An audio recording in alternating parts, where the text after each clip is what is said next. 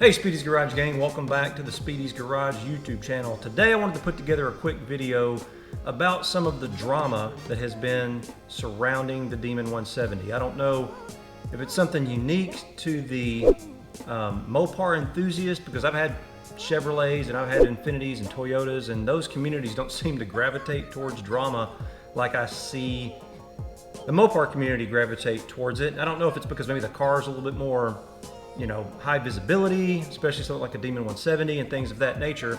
But there have been some reports of some of the engines in these Demon 170s having some problems. I know there was one, I made some notes here. The very first one I saw or heard about, the crank pulley had not been installed correctly, and it had, I believe, gouged into the front timing cover, which then messed up the crank. It was obviously an assembly issue, required a new engine. The next one was Racer X. You saw him out drag racing his car. If you're watching this channel, you've probably seen a lot of his stuff. And his car started going into limp mode. Took it to the dealer. They analyzed the oil and found a lot of metal flake in the oil, which is no bueno. So that was actually an internal problem. I haven't heard back or haven't seen him post anything about what the actual outcome of that was. It'll probably take him a little bit of time. My guess is there was probably some assembly issue that caused a clearance problem within that motor, and it just slowly ate itself. I did notice his car seemed to always be down on mile per hour. I think it was trapping in the quarter mile somewhere around 143, maybe 144, something like that. I'm doing this from memory. If it's wrong, you can leave me a comment and correct me below. And at the time, he thought it was the track timers, which that's what I would probably have thought too had I been in his shoes. These cars, you know, a normal one, bone stock, is going to trap between 147 and 149 mile per hour in the quarter mile. And that's 100% an indication of the horsepower. If it's down on horsepower, you're going to be down obviously on mile per hour. Finally, there was a one that failed in a pretty dramatic way at the NMCA race in Bowling Green, Kentucky a couple of weeks ago, and it actually put a rod through the side of the block at the big end of the track. So that means crossing the quarter mile stripe, engine went bang, and that's pretty dangerous. You end up with oil coming out of the engine. It's hot oil spraying onto hot components, getting under the tires at 140 plus miles per hour. That'll make you pucker up a little bit, and that's a pretty serious failure.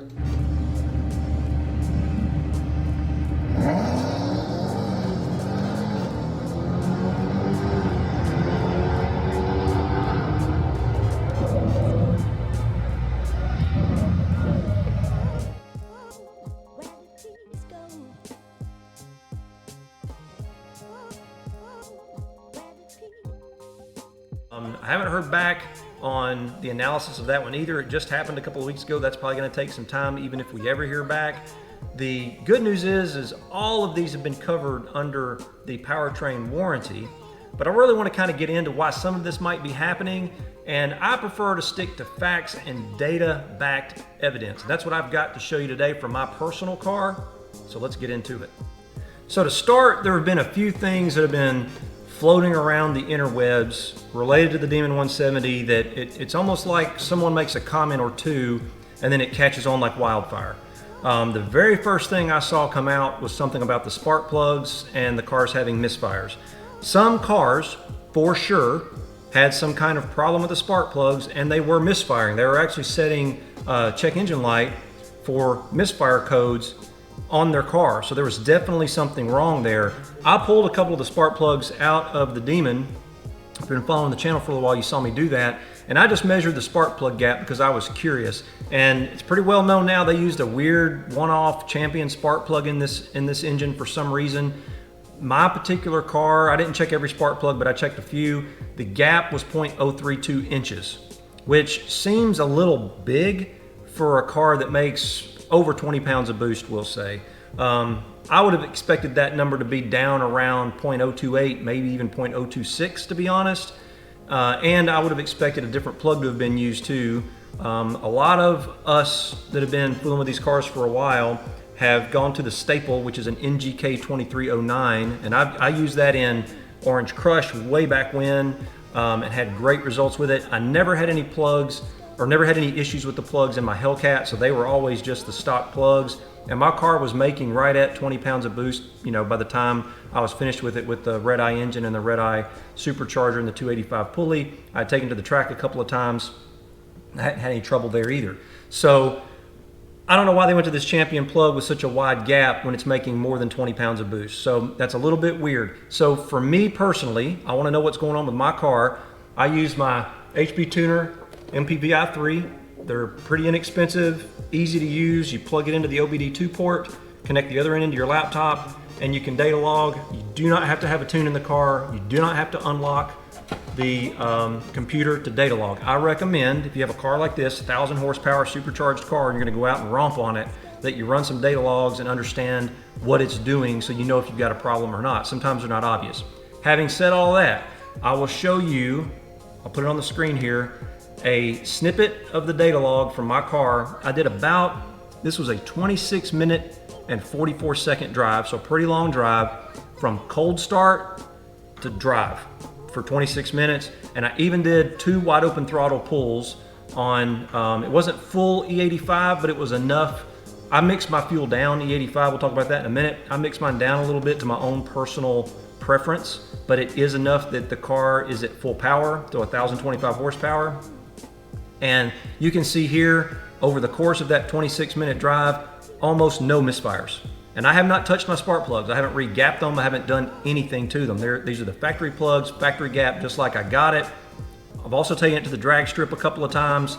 No problems there either, and I have not touched the plugs. Having said that, 0.032 does seem like too wide of a gap to me, and now it sounds like there is not a TSB, not a technical service bulletin, but there is a notice that has gone out to the dealers, and they're saying if a car comes in that is experiencing symptoms of misfire, they are to re-gap the plugs to 0.024 inches, 0.024. So that's a dramatic change from the 0.032 that's in it now. But here's the data log for my car. As you can see, so far, mine hasn't had any problems with the gap that it's set at now. However, knowing that 0.024 is the new spec, I will be talking to the dealer about re-gapping these plugs. And somebody said, why don't you do it yourself? Well, first of all, changing the plugs in these things is sort of a headache. Number two, with some of the questions going on with some of these cars, I don't want to take any chances. I want everything documented through the dealer. The engines are $30,000 or $40,000. I don't have that laying around to just go buy a new one if something goes wrong and Stellantis decides to deny the warranty claim for some reason. I'm going to race this car, and I don't want to take any chances there. But there is what a data log from my car looked like. And I did this twice and both looked the same. I compared this to the Hellcat that I had before, and it looked the same. You're never gonna get 0 misfires. As a matter of fact, I think 3 of these on cylinder 2 popped up before I even started the car. So, and this gets reset. When you shut the car off, the misfire counter is reset. You fire it back up, they start all over again. And like I said, I keyed the car on before I hit the ignition just to check the data log, make sure it looked right. And I'd already picked up 3 misfires before I even hit the start button. So they are, some of them are false, and I suspect a lot of these are. Number 2 thing I'm gonna talk about is 93 octane or pumped gasoline, even 91 octane in this car. That is going to have to be a going to the grocery store fuel in this car. You cannot plan to race it on pumped gasoline, 91 or 93. And if you're putting that fuel in it, do not go wide open throttle at all. Do not romp on it, period. I ran a data log on mine one time when I first got it just to see what it was doing on pumped gasoline. And around here I can get 93, and I will show you that now. And it's spooky, to be honest. So here's the log. As you can see, I'm highlighting the alcohol content percent at 9.0. So it was definitely pumped gasoline. You can see here, it was making 21.4 pounds of boost, which is a lot. And you can see the spark, that's the timing, is only half a degree. Well, when you're at 4,000 RPM, 21.4 pounds of boost, and only getting a half a degree of timing, you're building a lot of heat in the cylinders, which is not good. Number 2, look at the short-term knock retard. Even at a half degree of timing, I was picking up 2 degrees of short-term knock retard. So I will never again, I did this one time just to see what the car was doing. I actually expected the bypass valve to be tied to the ethanol content, and I thought it would bleed boost through the bypass valve, and I might only see 10 or 11 pounds of boost on pumped gasoline, but it's not. You get all of it. Had I been the engineer writing the programming, unless there's some kind of hardware problem, maybe they didn't have time, I don't know, I would have for sure tied the ethanol content to the bypass valve to avoid this problem. And as ethanol content increased, you would get more boost pressure from the supercharger. And if I was on pumped gasoline, I'd have limited it to like 11 or 12 PSI and called it a day. But there you go, there is proof you should not go wide open throttle on 93 octane at all. Number 3, the next big thing that's kind of floating around that everybody's talking about is the break-in mileage for the car. Everybody knows that at 500 miles, all of the racetrack racing goodies turn on in this car. From 0 to 499, they're all disabled, like your line lock, like your trans brake, all those things. The manual actually says that, well, let me take a step back. The manual gives you very specific instructions from like 0 to 100 miles and 100 to 300 miles and 300 to 500 miles. And then it kind of cuts off there and it just says no track events until 1500 miles. Now, some people have taken that to mean no road course track events. Drag strip is okay, but road course is not. And others, and I tend to agree with this, if it says track, it means any track. I don't know why they didn't give you an additional set of instructions from 500 to 1500, but they don't want you taking it to the track until it has 1500 miles on it. I waited till 1500 miles with mine. For some reason, it's a big deal to some people. They think that 500 mile is it. I can sort of see both sides of the story. I'm not saying one is right or one is wrong. I'm just telling you what I did. I waited till 1500 because I wasn't in a big hurry. For somebody who wanted to be out and get the first one to do a thing or try to set times in the car, they probably put 501 miles on it and went to the track. If you never have a problem, who cares? But it might give Stellantis an out if you ever do. We have learned now that these cars are sending data back to Stellantis. You know those little emails that you get about your car and how the, when's your oil change due, the oil life, how much fuel is in it. You can get a little app. It is sending all that data and more back to Stellantis, and so they know how you broke the car in. I don't particularly like that because I feel like I'm being spied on a little bit, especially if they're going to try to use some of that data against you. They might even, send your driving habits to your insurance company, for example, which again is a violation of privacy, I believe, but it's a reality. So that 1500 miles is what I did. Not everybody did it. I do not think an engine having a problem that did not go 1500 miles break in. So if they started racing before 1500 miles and it had a problem, I personally do not believe it had anything to do with the break-in. That's me personally, but at the same time, I didn't want to give any loopholes to my warranty, so I did 1500 miles on mine.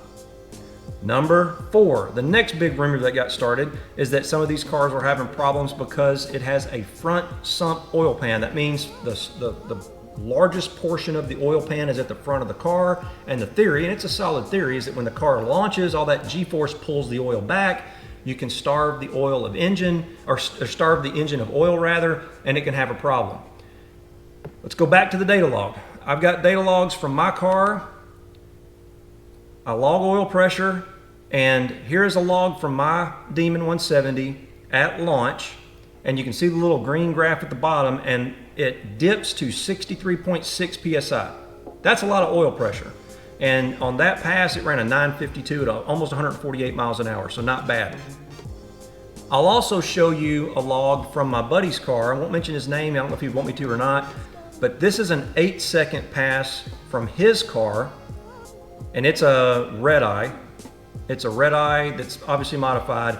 888, I think he ran, and he had like a 1.24 or 1.26 60 foot. And you can see here, he's still well above 50 PSI of oil pressure. So I don't know that I believe that theory that the oil is moving away from the pickup tube at launch. And another reason I don't believe that is I'm going to show you a picture of the oil pan. And here it is. If you look at the front where the sump is, you can see that sort of baffle and then a hole.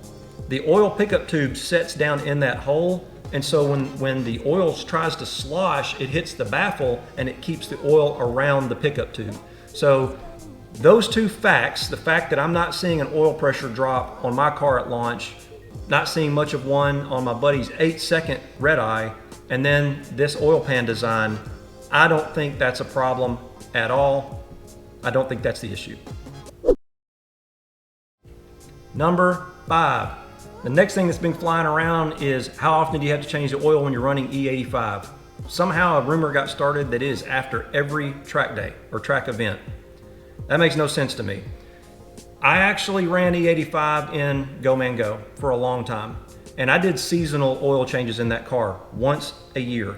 And I did 2 oil analyses on E85 almost 100% of the time. Let's say 90 to 95% of the time I was running full E85, lots of track days, not lots, I would say, you know, let's say 12 to 14 to 16 runs down the drag strip.